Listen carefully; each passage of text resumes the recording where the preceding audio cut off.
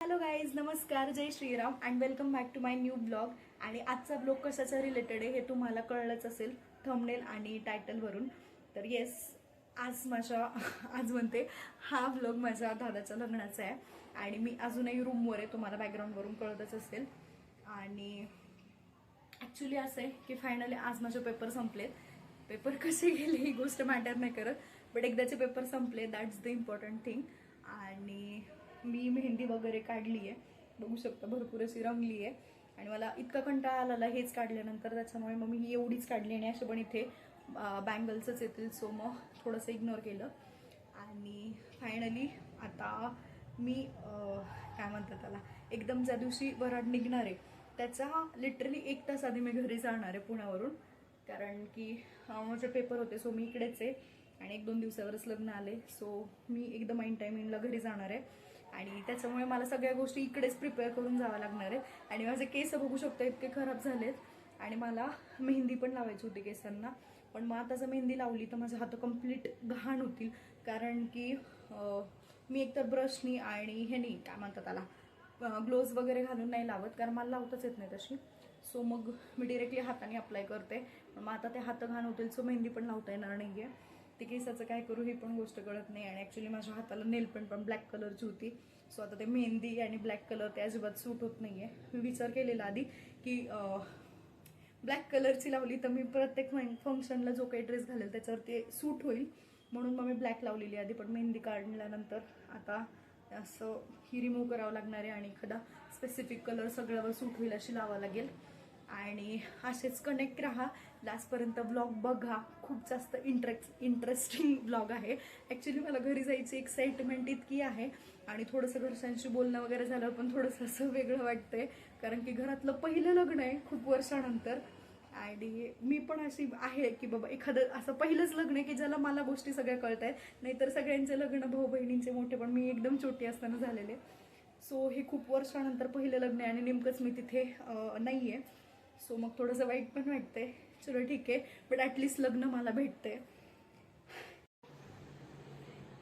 Guys आत्ताच मी पार्लरमध्ये जाऊन स्ट्रेटनिंग करून आले आणि बघली ती एक तर माझे ना केस खूप पातळ आहे, लिटरली बघा एवढेच झाले. पण ठीक आहे, मी छान दिसतीये, सुंदर झाले, तर मला खूप आवडलं. आणि पुण्यावरून मी निघले आज सकाळीच आणि श्रावणीसोबत आली आणि आम्ही इकडे आता आलोय रांजणगावच्या गणपती बाप्पाचं दर्शन घ्यायला.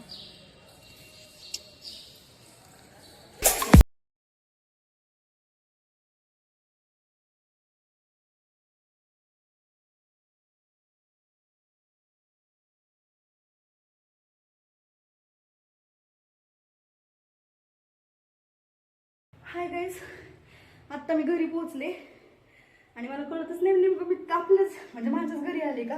कारण हे बघा इकडे हे एवढा पसारा तर मी घेऊन आले, पण ऑलरेडी इकडे एवढं सगळं पसारा राडा कशामुळे इतकं काहीच कळलं ना. घरात तर कोणीच नाही आहे.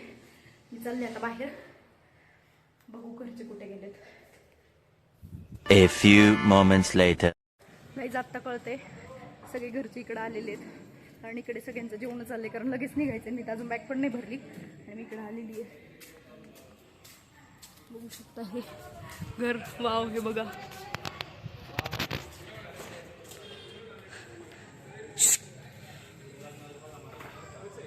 गाईज आत्ता आली मी आणि आल्यावर बॅग भरायचं काम चालू आहे. म्हणजे इथपासून तयारी बॅग पण भरून नाही झाली आणि सगळे आवरून खाली रेडी आहे.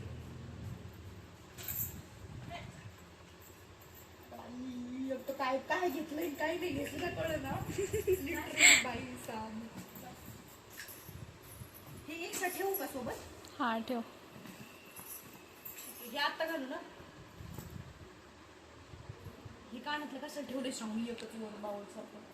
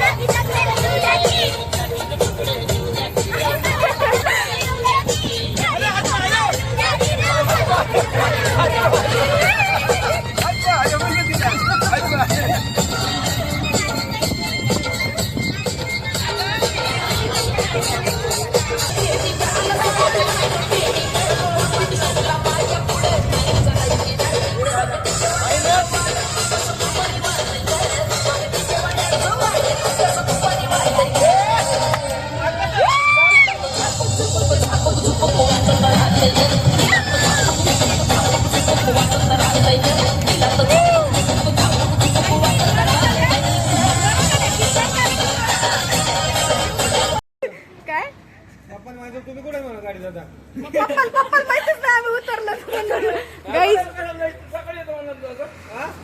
हा आम्हाला कडल चाललं आम्ही कडल गाईज लिटरली थांब गाईज. आम्ही या बसमध्ये इकडे बघू शकतो ही बस. या बसमध्ये आम्ही कड्यापासून इथपर्यंत प्रवास केला एवढं थकून आणि आम्हाला तिथे बसायचं नव्हतं. पप्पा बळजबरी पप्पाने धमकी दिली बसायचं तिथे. अरे तू चप्पल घेऊन नाही आली का तू? बसायचं ते इथंच बसायचं म्हणे कुठं जायचं नाही. मग पप्पानी मला इतकं रडवलं की पप्पाला दुसऱ्या गाडीत पाठवलं आणि पप्पा दुसऱ्या गाडीत गेले की आम्ही डायरेक्ट आता कारमध्ये आलोय. बसमधून उतरलोय आणि कारमध्ये आमच्या 5 जणांचा प्रवास असणार आहे. हे बघ ही मी, श्रावणी, तो आतू दादा, सुरेश काका आणि आहेत आणि हे बस वाजवतं इकडे. घर बसमधून आम्ही ह्या गाडीत आलेलो आहे आणि ही बस. श्रावणी कसं वाटतंय?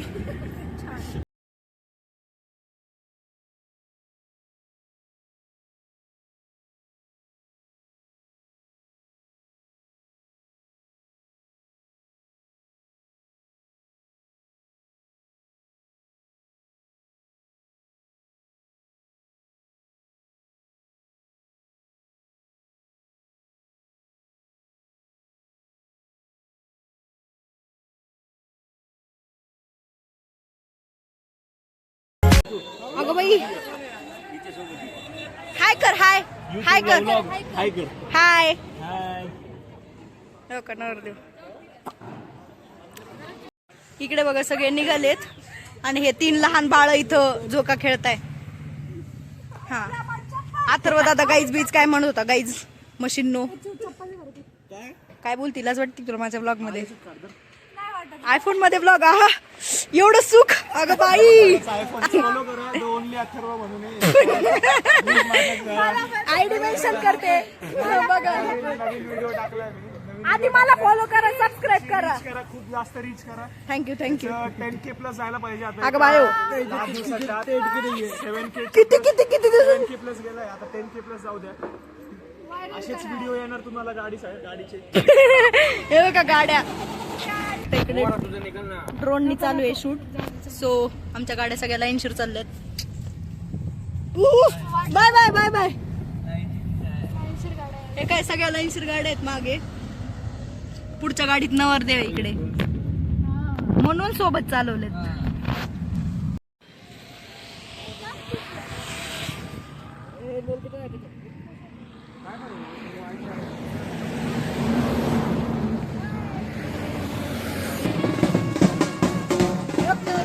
नवरदेवाचे पप्पा आहेत आणि ह्या सगळ्या गाड्या आहेत आमच्या. तिकडे बसेस आहेत. हे रोहन देशमुख आहेत. रोहन शेट्टी अडकली का तिकडून एंट्री. अरे अरे अरे ये ना आत ये. चल ये बस बस चल बघी जादू. ये बस बस. ते निलेश काका तिकडे आपलं स्वागत करायला.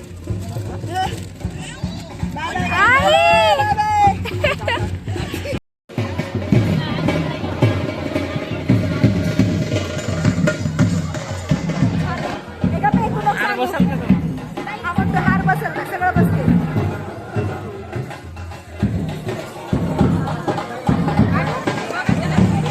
A few moments later.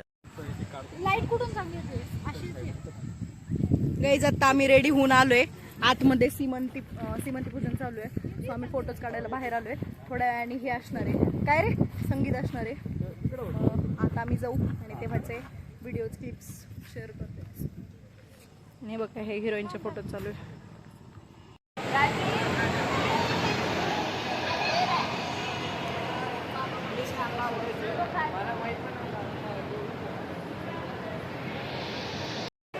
Guys आता आम्ही जेवायला आलोय आणि आपण ना आथू दादाला विचारूया नेमकं जेवणात त्याच्या अपेक्षा काय आहेत की आता जेवायला काय नको. आथू दादा श्रावणी 1 मिनिट सर तुला काय वाटतं आता जेवणात काय असायला पाहिजे? नाही ब्लॉग आहे ब्लॉग. तुला जेवणात आता काय अपेक्षा आहे? काय असायला हवं? मला अपेक्षा तर इटालियनची. इटालियन काहीच नाही फक्त पास्ता आहे. फक्त पास्ता का? पिझ्झा पाहिजे होता पण काय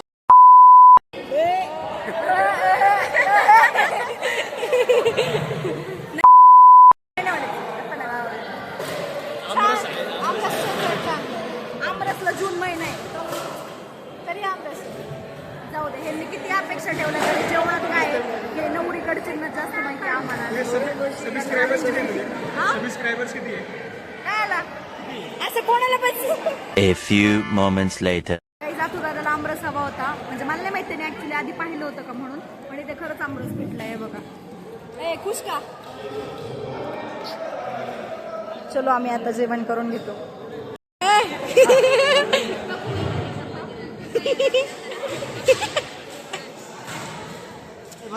बळजबरी रस पाडण्यासाठी बघा दोन वाट्या रस पाडलेला आहे. नाही नाही मला नको, मला नको. किती दिवस हो? असे 1-2 वाजता होत नाही. 10 100 10